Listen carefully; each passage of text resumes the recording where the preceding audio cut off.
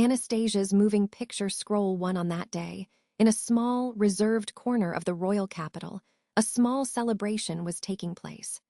Come on, you guys. Instead of actin' up, if you don't finish cleanin' up quickly, I won't be able to make that sukiyaki pancake. The one clapping and commanding the group was a short girl. She wore a long white coat, made out of animal fur, and had wavy purple hair. Her neck was adorned with a white fox scarf, and combined with her own lovely appearance, the girl gave an impression of purity to all who saw her. The woman's name was Anastasia Hashin, a young and beautiful merchant, running a large commercial company called the Hashin Trading Company, hailing from the Kararagi city-state. And in front of her stood an unoccupied building, totally empty on the inside, her new base of operations, established in the kingdom of Lugunica. Come on, we gotta hurry so that the boss can make her special pancake. Let's go. W8 Mimi. That box has fragile objects in it, so if you carry it this route, oh. Little silhouettes ran back and forth near Anastasia, who witnessed their work with her hands on her hips. At that moment, one of the children tripped and fell, but managed to throw the box she was holding into the air.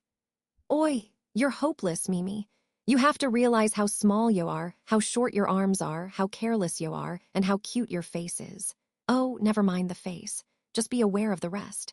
Mimi, Captain, you're the bestest. You're carrying mine too, even though you're already carrying a lot. The beast of a man was able to catch the girl and the box she held before they fell. The girl was carried up as well, laughing hysterically, pulling at the demi-human's dark brown hair styled like a mane. The girl laughs innocently, and the beastman forgives her with a toothy smile. Anastasia couldn't help but loosen her cheeks at the sight of the girl's younger brother in a panic in front of the two. I see this as being quite the lively relocation. The one who made that comment was a very spiffy-looking young man with a tense expression on his face, who had walked up next to the girl. He appeared to be approximately in his mid-teens, and had his lilac hair dressed in a ponytail.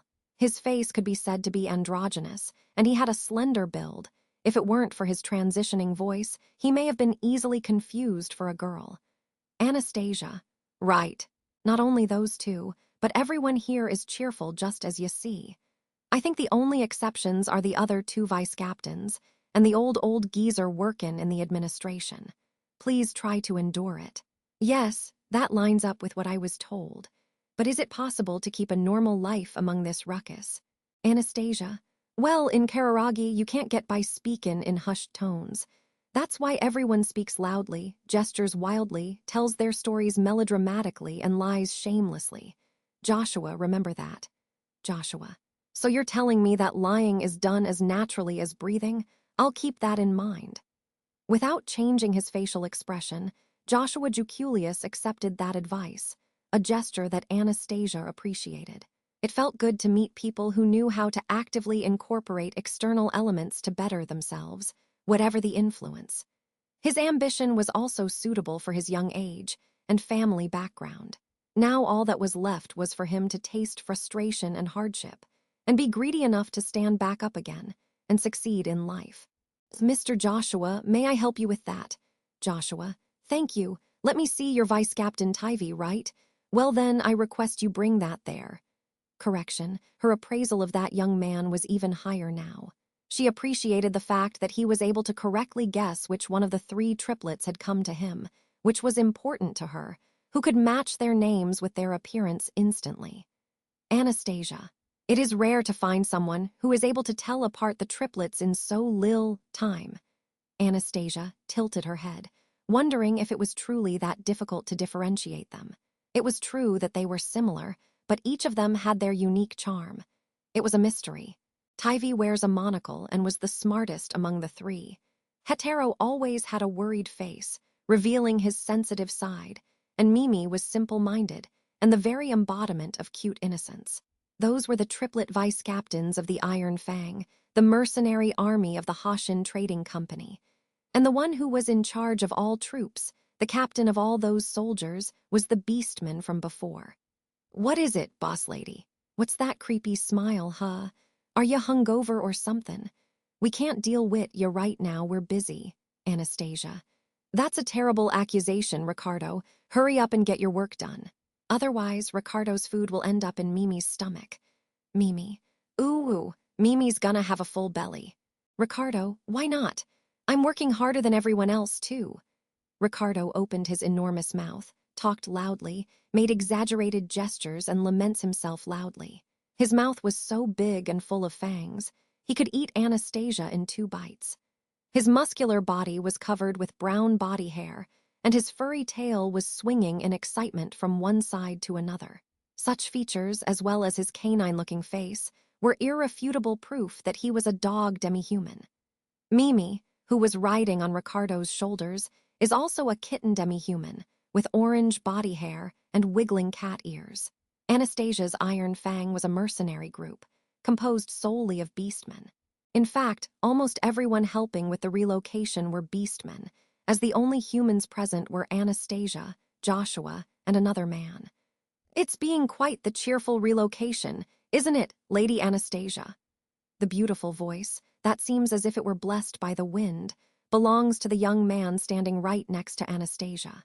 Purple hair that is slightly darker in color than Anastasia's own, which had a light color. The young man's eyes, who adjusted his bangs, are yellow, and his face so enchanting many women would be put in a daze if he smiled. As opposed to Joshua's thin body, his was well-toned and far from looking frail. The best way to describe it would be beautiful and strong. Anastasia liked excellence above all. Besides excellence, she also enjoyed pretty things. For that reason, that man who was a perfect fusion of excellency and beauty was extremely desirable for her. If she weren't resolute in her ambition and didn't possess greed that far surpassed her carnal desires, she might have had her heart snatched away by that man. The kingdom of Lugunica's impeccable knight, Julius Juculius, stood a class apart just like that. Anastasia laughed at Julius, who had changed to comfortable clothes after coming back from work. Anastasia, you brothers said exactly the same thing. Julius, that's extremely embarrassing, to follow my own younger brother's footsteps. Anastasia, nah, I don't think so. You brothers get on pretty well. I actually got a lil jealous. Taking a step back, she narrowed her eyes with both Julius and Joshua in her field of view. Joshua, realizing he was being looked at by Anastasia, turned his head and asked Joshua, "Does Lady Anastasia not have any siblings?" Anastasia, well, I'm not sure. In response, she tilted her head and closed one eye. Reacting, Julius reckoned his brother Joshua, Julius, I do not like such inquisitiveness. That is not a very nice thing to do, especially to ladies. Pay heed to that. Anastasia, no. If you scold, I am like that. I'll lose my temper. It's just that I didn't understand and answered in a weird way. Waving, Anastasia smiled at Joshua, who had retracted himself, and touched the fox scarf wrapped around her neck, deep in thought for some time. Anastasia, Tivy? Yes, ma'am. Mr. Joshua, you can leave the organization of these materials to me, so you 3 can have an important talk together. Anastasia, you understood it all from one word. I'm mesmerized by how cute and competent you are. It was not by chance that Tivy was known as the most astute and gentlemanly of the Iron Fang. Without him, such a large group, composed of people who lacked in perfectionism, would not work together as well. Even with Anastasia's compliment, the little kitten demi-human kept the same facial expression and started to take care of Joshua's lot of tasks. The young man had a troubled face initially, but his brother put his hand on Joshua's shoulder. Julius, do you wish to go somewhere else, Lady Anastasia? It'll be hard to offer guarantees that other people will not eavesdrop. Anastasia, it's all right, it's no secret. Besides, if I don't keep an eye on this bunch, they'll start slacking off. Let's stay at this place. Turning to Joshua, she continued, Anastasia, in fairness, about your question from before, it's not like I was trying to dodge the question, you know. I've no memories of my family, so I honestly can't answer ya. Joshua, are you saying you cannot remember your past? Anastasia, no. As long as I've been self-aware, I was already alone, livin' in the most miserable place in Kararagi. 'Twas a miracle I didn't become a slave. And not only do I not know my own parents, but I even had to give myself a name. Joshua must have had a good upbringing. He couldn't have imagined that. As she had said, Both her name and her family name were self-given. When she was living in a hole in the ground, she dreamed to one day crawl out of it, and so her name was a pun on the word hole. It was comical to think that her ambition and pride had been so strong, even as a dreamer with nothing to her name. Joshua. So your surname, Hashin, was also something you decided to give yourself. Anastasia. Well, I don't think there's anyone else with that surname. Especially in Kararagi, no one be as bold as to do that. After all, the most famous legend among us merchants is Hashin of the Wastes. It's quite the ridiculous claim. In fact, Anastasia's sanity was questioned many times at the time the Hashin Trading Company was founded. She couldn't stifle a short laugh, thinking of the conversation she had at the time with Ricardo. Anastasia, if you're asking if I'm sane or not, I'm pretty sure I lost it quite some time ago, to be honest. The current captain of the Iron Fang had once upon a time spent a lot of time worrying about it, but he was actually the first person to support this crazy gamble to move to Lugunica. Apparently, greed was contagious. Joshua, I understand now the apparent reason why Lady Anastasia trusts demi-humans and has an army such as the Iron Fang under her command has become clear to me. Anastasia, that's so. You are able to tell all that just from what I spoke. Joshua, yes, it is understandable from the story of your origin and name, allied to what little I was able to see from your personality. It's exactly because of you having such peculiar ideas that you have no hesitation in appointing demi-humans in high positions, of all things. Anastasia widened her eyes with Joshua's direct statement, who was looking at her as if analyzing her. Julius, however, was clearly surprised at his younger brother's rant. That shock turned to anger, and Anastasia acted before Joshua was reprimanded. Anastasia, I see, Joshua, you really are protective of your older brother, Arentia. Julius. Lady Anastasia. Anastasia. Joshua's troubled. Me, a foreigner, is sticking her nose into such an important topic for the kingdom of Lugunica, with the backing of the Juculius house, which, in turn, is represented by yourself, Julius. Your brother is playing the villain so he can know if I'm truly worthy of your trust. Joshua said nothing in reply, getting paler. Anastasia could even see his eyes trembling slightly. That was enough for Anastasia. Anastasia, I'm sorry, but you're wrong. All I believe in is that race has nothing to do with people's abilities. My staff, other than Bane, real helpful, they are also very adorable. Why would I not give them the treatment they deserve? Joshua, in Lugunica, discrimination towards demi-humans has yet to be totally eradicated. Anastasia, I know, and I think that's the kind of stuff that normally happens in a country with such a long history. I can imagine people still have a lot of grudges from the time of the demi-human war, but let me tell ya, I think that's just damn silly. Anastasia shrugged at Joshua's defense. Anastasia, race or blood, neither say absolutely nothing about a person's worth. The only things that matter are one's essence and willpower. When I sit upon that throne, I will follow that philosophy to a T, all right? Joshua. So Lady Anastasia is truly vying for the throne. Anastasia. Oh, so that's what you were worried about. How seriously are you making a claim for the throne of another country? From Joshua's point of view, he was right to question the dedication of a person in that position. That was natural. Her way of thinking was very out of the ordinary in the kingdom of Lugunica, so she would be at a clear disadvantage. However, Anastasia was willing to bet her own soul. Anastasia. All right then, how about a promise? I'll compete for the throne with all I have, and I swear I won't cut corners when it comes to the royal selection at any moment. I don't need to say that I'm not a strange actor from Kararagi that wishes to benefit Kararagi in any way, right? I've never been this serious in my life, you know. Joshua, if you make such careless promises, you might come to regret it one day. Anastasia, no, I won't. If Joshua was not yet convinced, Anastasia made it a point to drive it home, penetrating him with her gaze. Anastasia, I'll keep my promises no matter what they are.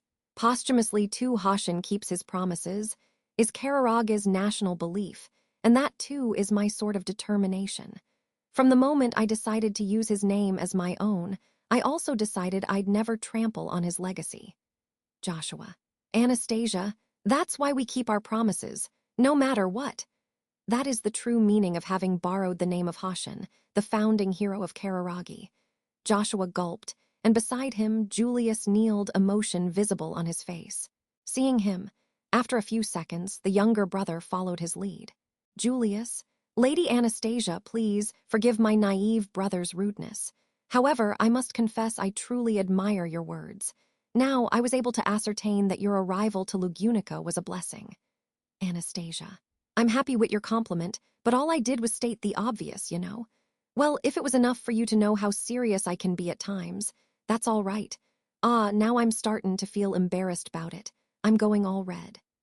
The girl was shyly smiling as she turned one way and the other with her face held in her hands. Then both brothers stood up, and Joshua looked at Anastasia in silence. Joshua. The boy had no idea of what he should say. Maybe the world Anastasia had lived in could not be understood by applying the common sense of the kingdom of Lugunica. But if that's how things were, then, Anastasia. Joshua, work yourself to the bone and get a little bit hungry until the evening. Joshua, Anastasia. And then, when that's all over, I'll thank you with my wonderful and special day sukiyaki. Mimi and Ricardo love it, and I'm sure you're gonna like it so much you'll fall off your chair. With Anastasia's words, punctuated by her beautiful smile, Joshua's first reaction was to stay and ponder on those words for a few seconds, until he ran to Tivy to help him with organizing files, his determination visibly flaring up. Julius, I am very sorry, Lady Anastasia. My brother still has a narrow-minded view of the world, and that led him to confront you. Visibly proud of herself, Anastasia pushed out her chest with her hands on her hips. Anastasia. Then, today'll be the day in which he'll start cracking out of his stubborn shell. Your race or hierarchy doesn't matter when eating delicious food. Once he understands that, he'll learn to treat these children as equals. With a bitter smile at Julius's noticeable emotion, Anastasia stroked the fox scarf wrapped around her neck as if out of habit. The fox scarf swung quietly, as if it had been tickled by her fingers.